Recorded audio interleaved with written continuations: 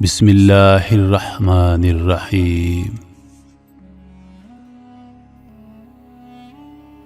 ہیکل سلیمانی در حقیقت ایک مسجد یا عبادت گاہ تھی جو حضرت سلیمان علیہ السلام نے اللہ کے حکم سے جنات سے تعمیر کروائی تھی تاکہ لوگ اس کی طرف منہ کر کے اس کے اندر عبادت کریں۔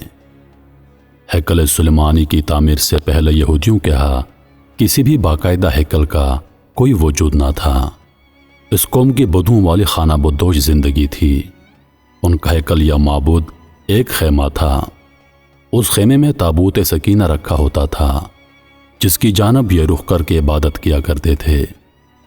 روایات کے مطابق یہ تابوت جس لکڑی سے تیار کیا گیا تھا اسے شمشاد کہتے ہیں، جسے جنت سے حضرت آدم علیہ السلام کے پاس بھیجا گیا تھا۔ یہ تابوت نسل در نسل انبیاء سے ہوتا ہوا حضرت موسیٰ علیہ السلام تک پہنچا تھا۔ اس مقدس صندوق میں حضرت موسیٰ علیہ السلام کا عصا، من و سلوہ اور دیگر انبیاء کی یادگاریں تھیں۔ یہودی اس تابوت کی برکت سے ہر مصیبت اور پریشانی کا حل کیا کرتے تھے۔ مختلف اقوام کے ساتھ جنگوں کے دوران اس صندوق کو لشکر کے آگے رکھا کرتے۔ اس کی برکت سے دشمن پر فتح پایا کرتے۔ حضرت داؤد علیہ السلام کو بادشاہت عطا ہوئی تو آپ نے اپنے لیے ایک باقاعدہ محل تعمیر کروایا۔ ایک دن ان کے ذہن میں خیال آیا، میں خود تو محل میں رہتا ہوں جبکہ میری قوم کا معبود آج بھی خیمے میں رکھا ہوتا ہے۔ چنانچہ آپ نے ہیکل کی تعمیر کا ارادہ کیا اور اس کے لیے ایک جگہ کا تعین کیا گیا۔ ماہرین نے آپ کو مشورہ دیا کہ اس ہیکل کی تعمیر آپ کے دور میں نامکمل ہے، آپ اس کا ذمہ اپنے بیٹے حضرت سلیمان علیہ السلام کو دے دیجیے۔ چنانچہ حضرت سلیمان علیہ السلام نے اپنے دور حکومت کے چوتھے سال میں اس کی تعمیر کا باقاعدہ آغاز کیا۔ آج اس کی بناوٹ اور مضبوطی سے اندازہ کیا جا سکتا ہے کہ یہ تعمیر انسانوں کے بس کی بات نہیں تھی۔ اتنے بھاری اور بڑے پتھروں کو ان جنات کی طاقت سے چنا گیا تھا جن پر حضرت سلیمان علیہ السلام کی حکومت تھی۔ ہیکل کی پہلی تعمیر کے دوران ہی حضرت سلیمان علیہ السلام اس دنیا سے رخصت ہو گئے، لیکن جنات کو پتہ نہ چل سکا اور انہوں نے ہیکل کی تعمیر مکمل کر دی۔ یہ واقعہ آپ نے پہلے بھی پڑھا ہوگا کہ حضرت سلیمان علیہ السلام کی روح اللہ نے دوران عبادت قبض کر لی، لیکن اس کی ترتیب اس طرح بنی کہ آپ ایک لکڑی پر سر اور کمر رکھ کر عبادت میں مصروف ہو گئے اور اس لکڑی کے سہارے سے یوں لگتا کہ آپ ابھی بھی عبادت ہی کر رہے ہیں جبکہ آپ کا انتقال ہو چکا تھا۔ بہرحال یہ ہیکل بہت عالی شان اور وسیع و عریض تعمیر کی گئی تھی۔ حضرت سلیمان علیہ السلام کی وفات کے بعد اس میں 3 حصے کر دیے گئے۔ بیرونی حصے میں عام لوگ عبادت کیا کرتے، اس سے اگلے حصے میں علماء جو کہ انبیاء کی اولاد میں سے ہوتے ان کی عبادت کی جگہ تھی۔ اس سے اگلے حصے میں جسے انتہائی مقدس سمجھا جاتا تھا اس میں تابوت سکینہ رکھا گیا تھا۔ اس حصے میں کسی کو داخل ہونے کی اجازت نہیں تھی سوائے سب سے بڑے عالم پیش امام کے۔ وقت گزرتا رہا، اس دوران بنی اسرائیل میں بہت سے پیغمبر مابعوث ہوتے رہے۔ یہ قوم بد سے بدتر ہوتی رہی۔ یہ کسی بھی طرح اپنے گناہوں سے توبہ کرنے کے لیے تیار نہ تھے۔ ایک جانب یہ عبادتیں کیا کرتے اور دوسری جانب اللہ کے حکام کی سری خلاف ورزی کرتے۔ ان کی اس دوغلی روش سے اللہ پاک سخت ناراض ہو گیا۔ ان کے پاس بہت بڑی تعداد میں انبیاء بھیجے گئے، لیکن یہ قوم سدھرنے کو تیار نہ تھی، حتیٰ کہ ان کی شکلیں تبدیل کر کے بندر اور سور تک بنائی گئی، لیکن یہ گناہوں سے باز نہ آئے۔ تب اللہ پاک نے ان پر لعنت کر دی۔ 587 قبل از مسیح میں بخت نصر بادشاہ نے ان کے ملک پر حملہ کیا، ان کا ہیکل مکمل طور پر تباہ کر دیا۔ ہیکل میں سے تابوت سکینہ نکالا، 6 لاکھ کے قریب یہودیوں کو قتل کیا، تقریباً 2 لاکھ یہودیوں کو قید کیا اور اپنے ساتھ بابل یعنی عراق لے گیا۔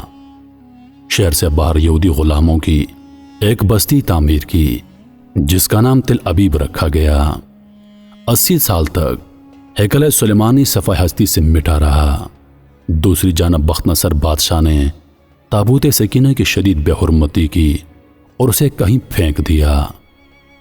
کہا جاتا ہے اس حرکت کا عذاب اس کے ملک کو اس طرح ملا کہ سن 539 قبل از مسیح میں ایران کے بادشاہ سائرس نے بابل پر حملہ کر دیا اور بابل کے ولی عہد کو شکست دے کر بابلی سلطنت کا مکمل خاتمہ کر دیا۔ سائرس ایک نرم دل اور انصاف پسند حکمران تھا۔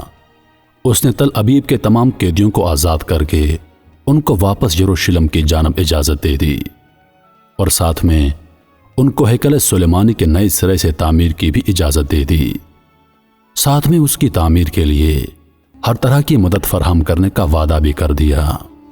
چنانچہ ہیکل کی دوسری تعمیر 538 قبل از مسیح میں شروع ہوئی، لیکن تعمیر کا کام سرانجام دینے والوں کو اپنے ہم وطن دشمنوں کی اتنی زیادہ مخالفت کا سامنا کرنا پڑا کہ تعمیراتی کام جلد ہی عملی طور پر بند ہو گیا اور دار اول کے دور حکومت تک مداخلت ہی کا شکار رہا۔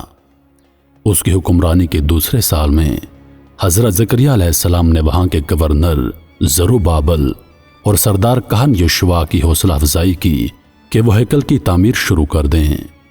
انہوں نے مثبت رد عمل کا اظہار کیا اور پوری قوم کی پرجوش تائید اور ایرانی حکام اور بذات خود بادشاہ کی آشیرواد سے ہیکل ثانی اپنی اضافی تعمیرات سمیت 4.5 سال کے عرصے میں پایہ تکمیل کو پہنچایا، لیکن اس بار اس میں تابوت سکینہ نہیں مل سکا۔ اس کے بارے میں آج تک معلوم نہ ہو سکا کہ بخت نصر بادشاہ نے اس کا کیا کیا۔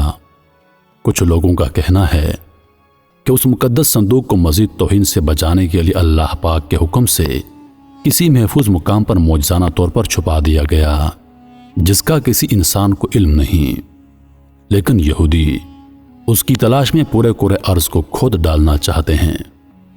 ایک اور دلچسپ بات، عام طور پر تاریخ دان ہیکل کی دوسری دفعہ تعمیر اور 2 دفعہ تباہی کا ذکر کرتے ہیں۔ تاریخ کے مطالعے سے ایک بات سامنے آئی ہے کہ ایسا بالکل نہیں۔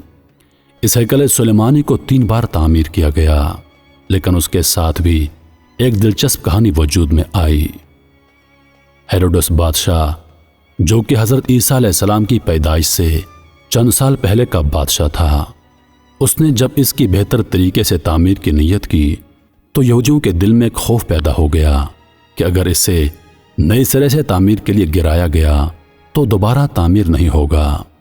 ہیروڈس نے ان کو بہلانے کے لیے کہا کہ وہ صرف اس کی مرمت کرنا چاہتا ہے، اسے گرانا نہیں چاہتا۔ چنانچہ 19 قبل از مسیح میں اس نے ہیکل کے ایک طرف کے حصے کو گرا کر اسے تبدیلی کے ساتھ اور کچھ وسیع کر کے تعمیر کروایا۔ یہ طریقہ کامیاب رہا اور یوں یہودیوں کی عبادت میں خلل ڈالے بغیر تھوڑا تھوڑا کر کے ہیکل گرایا جاتا اور اس کی جگہ نیا اور پہلے سے مختلف ہیکل وجود میں آتا رہا۔ یہ کام 18 ماہ میں مکمل ہوا اور یوں تیسری بار ہیروڈس کے ذریعے ایک نیا ہیکل وجود میں آ گیا۔ کچھ عرصے کے بعد حضرت عیسیٰ علیہ السلام کا ظہور ہوا۔ اللہ کے اس رسول پر ایک بار پھر یہودیوں نے حسب معمول مظالم کے پہاڑ توڑنے شروع کر دیے۔ دراصل وہ اپنے مسیحا کے منتظر تھے جو دوبارہ آ کر ان کو پہلی جیسی شان و شوکت عطا کرتا۔ حضرت عیسیٰ علیہ السلام کے بعد یہودیوں پر اللہ کا عذاب نازل ہوا۔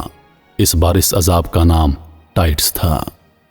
یہ رومی جرنیل بابل کے بادشاہ بخت نصر سے بھی زیادہ ظالم ثابت ہوا۔ اس نے ایک دن میں ہی لاکھوں یہودیوں کو تیغ کر دیا۔ اس نے ہیروڈس کے بنائے ہوئے عظیم الشان ہیکل کی اینٹ سے اینٹ بجا دی۔ اس نے یروشلم سے یہودیوں کو ہمیشہ کے لیے باہر نکال دیا۔ یہودی دنیا میں بکھر کر اور رسوا ہو کر رہ گئے۔ کم و بیش 1800-1900 سال تک بھٹکنے کے بعد برطانیہ نے جب فلسطین پر قبضہ کیا تو ساتھ ہی ایک ناجائز بچے اسرائیل کو فلسطین میں جنم دے دیا، اور یوں صدیوں سے دھکے کھانے والی قوم کو ایک بار پھر اس ملک اسرائیل میں اکٹھے ہونے کی اجازت مل گئی۔ لیکن یہ قوم اپنی 1000 سال پرانی گندی فطرت سے باز نہ آئی۔ یہ برطانیہ کے جنم دیے ہوئے اسرائیل تک محدود نہیں رہے۔ ایک بار پھر ہمسایہ ملکوں کے لیے اپنی فطرت سے مجبور ہو کر مصیبت بننے لگے۔ 8 جون 1978 کو اس نے شام کی گولان کی پہاڑیوں پر قبضہ کر لیا۔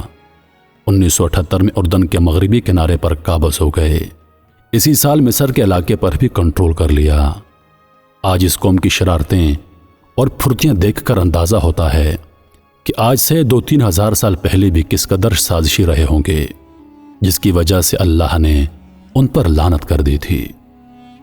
مسلمان ممالک کی ناسمجھی اور بزدلی کی وجہ سے اب اس نے پوری دنیا کے مسلمان ممالک میں آگ لگا کر رکھ دی ہے۔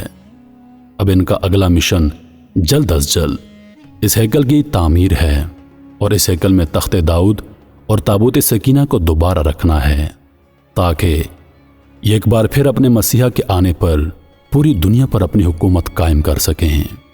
وہ یہ کام انتہائی تیز رفتاری سے کر رہے ہیں۔ اس ہیکل کی تعمیر کے نتیجے میں پوری دنیا جنگ کی آگ میں لپٹ جائے گی۔ امریکہ کے صدر کا اسرائیل کے دارالخلافہ کی تبدیلی کا اعلان بھی اسی سلسلے کی کڑی ہے، لیکن مسلمان اقوام کو کوئی پرواہ نہیں۔ اللہ پاک ہم سب مسلمانوں میں اتحاد قائم کرے اور ہمیشہ اپنے حفظ و امان میں رکھے۔ حضرت عمر رضی اللہ تعالی عنہ نے اس سرزمین کو فتح کیا تو رومیوں کے کلیسا سے کچھ فاصلے پر دعا فرمائی، جہاں مسجد اقصی کی تعمیر کی گئی۔ یہودی دعویٰ کرتے ہیں کہ جس جگہ مسجد اقصی واقع ہے وہاں ان کا معبود تھا۔ مسلمان اس جگہ کو اپنے لیے مقدس جانتے ہیں، مگر یہودیوں کا عقیدہ ہے کہ مسجد کو شہید کر کے اس کی جگہ ہیکل سلیمانی کی دوبارہ تعمیر کی جائے گی۔ وہ ہیکل کی ایک پسماندہ دیوار میں واقع دروازے کے متعلق بھی سمجھتے ہیں کہ یہ قیامت سے قبل ان کے بادشاہ کی واپسی کا راستہ ہے۔ وہ سمجھتے ہیں کہ جب اس دروازے سے ان کا بادشاہ نکلے گا تو اس کے پیچھے تمام مردے اٹھ کھڑے ہوں گے۔ البتہ مسلمانوں کی روایات کے مطابق یہودیوں کا بادشاہ دجال ہے۔